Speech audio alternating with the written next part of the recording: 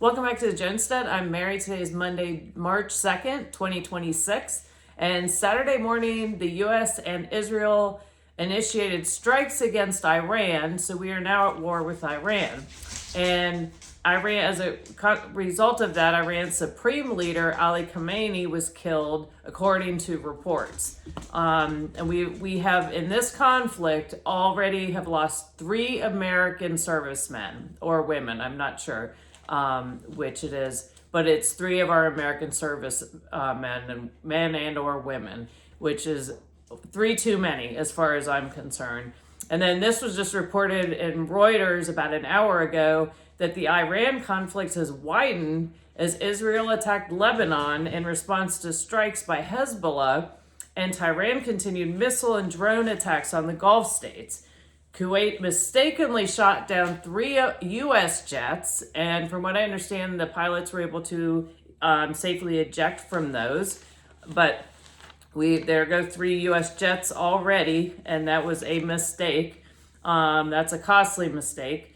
And then Trump has also announced that the war could last longer than 4 to 5 weeks, and also for us to expect more U.S. casualties. So that is not inspiring, and does not give me a whole lot of confidence. It just seems like the tube is out of the toothpaste, and they have started this, and it is going to. I think it's gonna be hard to put that toothpaste back in the tube, as they say. And I said, I don't know about you all, but I thought we were not going to be getting in any more of these conflicts. And one of the reasons I voted for President Trump is specifically for that reason, that we're all tired of these drawn out conflicts and we're losing our men and women. They're coming back missing limbs. We're not taking care of the veterans, are not being taken care of when they do come back. And we often find out after the fact that these conflicts, what initiated them, what the American people were told, was a bunch of hooey. So here in this case, we're being told that Iran has nuclear weapons that we need to protect the Americans against. And I am old enough to remember when Iraq had weapons of mass destruction, so we had to go there. And it was such a costly conflict and cost so many lives and heartbreak for a lot of people. And what did it accomplish? And then we want to look at Afghanistan. And so you continue the operation, looking at the cost of these types of conflicts.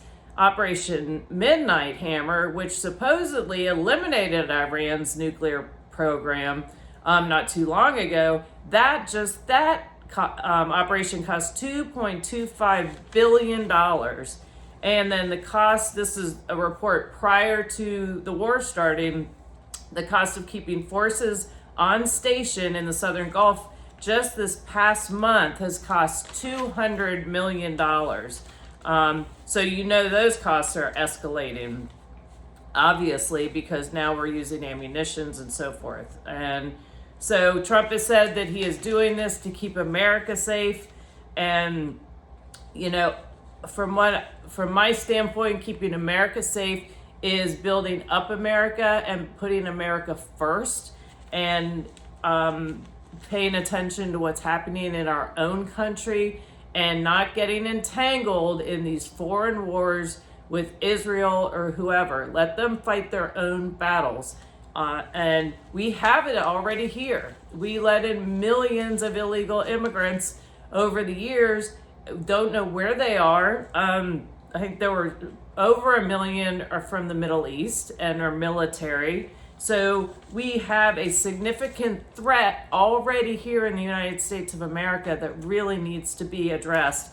And I know there have been, ICE had to deal with these rogue judges and these governors that want to protect the illegals. However, this has become an extremely serious problem. And I really think that this is where Trump needs to make good on his campaign promises, talking about making America great and putting the priorities here in the United States of America. Meanwhile, he's spending, I think it was $10 billion he's sending to help rebuild Gaza. So it's kind of this one more thing after another where he'll do something and I'm like, all right, that's a good thing. And then he'll turn around and I'm just shaking my head. It's certainly not what he campaigned on. And this is a big one that he has turned his back on us about. And I know that might not be a popular opinion with certain people. I voted for Trump 3 times. I campaigned for Trump. I ran for Congress because I supported the MAGA message he was putting out, and I thought our existing congressional representative was undermining what he was doing. So I have skin in the game, so to speak, and I'm not somebody that's just going to follow somebody and just blindly follow. And if they're doing something I disagree with, I will be upfront about my disagreement. So as an example, and we already had what was considered a domestic terrorism situation on Sunday morning at a bar in Austin, where 2 victims were killed, 14 were injured. The shooter was killed, but the shooter's name is Ndiaga Diagne. I don't know if I'm probably not even pronouncing that right. From Senegal, and he's a naturalized citizen. He married a U.S. citizen. And then he was wearing a shirt that said "Property of Allah," and also had an Iranian flag, and then apparently had some other things in his car. And so that's tragic. So there we already have what you could maybe consider a sleeper cell in the United States responding to what's going on with the taking out of Khomeini, or we just have, I don't know, there are a whole lot of things I was thinking about with this one, is particularly the picture, the shirt and everything. But it's a tragedy nonetheless, and it could have been prevented. Again, not from this country, not assimilated. And then last month we had the FBI discovered a biolab in Las Vegas, and then there was another one in California, which was they believe those 2 were connected, and in Virginia. And we're not just talking about the threat of illegals; we're talking about the people that are out on the street that commit crime after crime after crime, and the legal system keeps putting them out there. These George Soros judges, they do not hold them. And in Virginia, this was last Monday, and her name was Stephanie Minter, and she's a mother. She's 41 years old. She was stabbed to death at her bus stop in Fairfax County, Virginia. The suspect was Abdul Jallo, a Sierra Leone national, and this guy had been I have his beautiful mugshot up here for you. This guy had been arrested 30 times and released. Some of the charges were rape, malicious wounding, assault, drugs, delinquency of a minor, etc. But guess what? They kept letting him out on the street, and they found her stabbed, and they were able to find him and arrest him. And he also is under an ICE detainer, and ICE has requested that the Commonwealth of Virginia not release him, to not let him go out of custody. And guess what? Spanberger, what was the first thing she did when she became governor? Is she said she wouldn't be cooperating with ICE. So, hello. That's a problem. This guy should not have been out on the street. And my heart goes out to the poor woman and her family. Again, preventable. And this is where we need to have law and order and putting America first, the media didn't even want to cover this. You didn't hear anything about this in the mainstream media. And then yesterday at 1:30 in the afternoon on 495 in Northern Virginia, part of the DC Beltway, there was a road rage incident, and a woman and her dog were stabbed and killed to death, and then 2 other people were both stabbed. And the suspect was shot and killed. They've been slow to identify who the suspect was. It's being considered a road rage incident.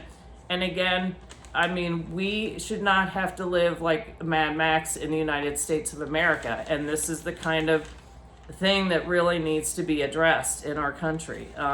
And then these leaders, these elected leaders that are not enforcing the law, they should not be in office. So still waiting for more information on that road rage, on another knife wielding incident. And also, we also have other serious things that issues that need addressed, like our infrastructure. I was watching a video reel on Facebook the other day, and it showed two cars at a stoplight. Suddenly the ground just went out from under. I'm in a huge sinkhole. Both cars just went into this gigantic hole. Thankfully, they said there were no injuries.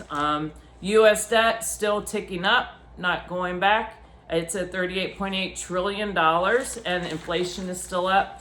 Costs are not the lowest, as our president loves to tout, that things have never been better, and inflation is the lowest it's ever been. Costs are the lowest they've never been. Anyone that goes grocery shopping, or shopping in general, just buying flakes, the pine flakes for the chickens, those used to be like $5.50 for a block of them. Now it's almost $10. And also, we just got a letter from the farm where we purchase our beef, and they have had to increase their cost of beef by 20%, specifically because their cost of feed and care has continued to increase. So, you know, I know there's a lot of rah-rah about this war with Iran, and they're saying, oh, well, he's going to wrap it up. It'll be done in 24 hours. I don't see, obviously that hasn't happened. My concern is he's saying that we should be expecting more U.S. casualties. That's very concerning. So I think that should have been last resort. I saw a video of Eric Prince, who founded Blackwater. He was on Steve Bannon, but you should have seen the look on his face. I mean, he said, I just can't believe he did this. And I don't understand the timing of it. And his main message to Trump was, don't put boots on the ground. And I've been listening to some other retired military that are very concerned about this and where it will go. So again, be prepared. Keep your gas tank full. Make sure you're stocked up on food and water. As always, have a emergency fund set aside. Make sure you're working on self-defense, because our society is very dangerous right now. It doesn't matter where you are. I mean, I told you all just a couple weeks ago, there was a gentleman that stabbed a woman at the shopping center over Lowe's, which is not far, or I guess it was a Home Depot, stabbed her in front of Ross, and then went into Home Depot and was swinging a hammer around, and the police had to shoot him. So make sure you're paying attention, situational awareness, practice self-defense, go train. If you don't know any, learn some, go to find a martial arts school, a taekwondo school, a Muay Thai school, whatever. Or if you want to enter any type of pew or training for that. But make sure you have some way to defend yourself and know how you would react in the event that you were in a situation with lunatics with knives. Or at the very least, can you run? So think about that. And, we can't just be naive about these things. We need to prepare and really pay attention. So anyway, thank you all for watching. I look forward to talking to you all again soon. And please like, subscribe, and share, and have a great night.